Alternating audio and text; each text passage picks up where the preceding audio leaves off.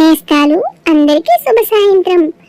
జాబిలమ్మ కబుర్లు ఛానల్లోని వీడియోస్ మీకు నచ్చితే తప్పకుండా లైక్ చేయండి, షేర్ చేయండి, సబ్స్క్రైబ్ చేసుకోవడం మర్చిపోవద్దు. అనగనగా ఒక నక్క, గ్రద్ద కలిపి అడవిలో ఉండేవి. అవి మంచి స్నేహితులు. తరచూ మాట్లాడుకుంటూ కలిసి తిండి తింటూ ఉండేవి. ఒకరోజు నక్క ఇంటి దగ్గరగా గ్రద్ద ఎగురుతూ వెళ్తుంది. ఆ సమయంలో నక్క బయటకు వెళ్తుంది. నక్కకు పుట్టిన పిల్లలు గ్రద్దకు కనపడతాయి. ఆకలిగా ఉన్న గ్రద్ద ఆ చిన్న పిల్లల్ని చూసి ఎంతో ఆనందంతో దాని ఆకలిని, నోటిని అదుపు చేసుకోలేక వాటిని తినేస్తుంది.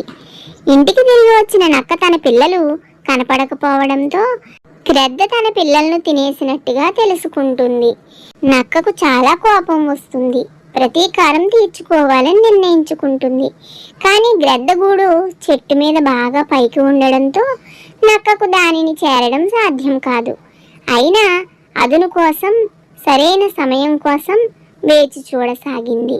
ఒకరోజు కొంతమంది వేటగాళ్ళు గ్రద్ద నివసిస్తున్న చెట్టు కింద కూర్చుని మాంసం కాలుస్తూ ఉంటారు. ఆ మంటల వేడి గ్రద్ద గూడు వరకు చేరుతుంది. గూడు మంటల్లో కాలిపోతుంది. గ్రద్ద పిల్లలు కింద పడిపోతాయి. చాలా కాలంగా ఎదురు చూస్తున్న నక్క వెంటనే వాటిని తినేస్తుంది. గ్రద్ద తాను చేసిన తప్పుకు శిక్ష పడినందుకు ఎంతో పశ్చాత్తాప పడుతుంది.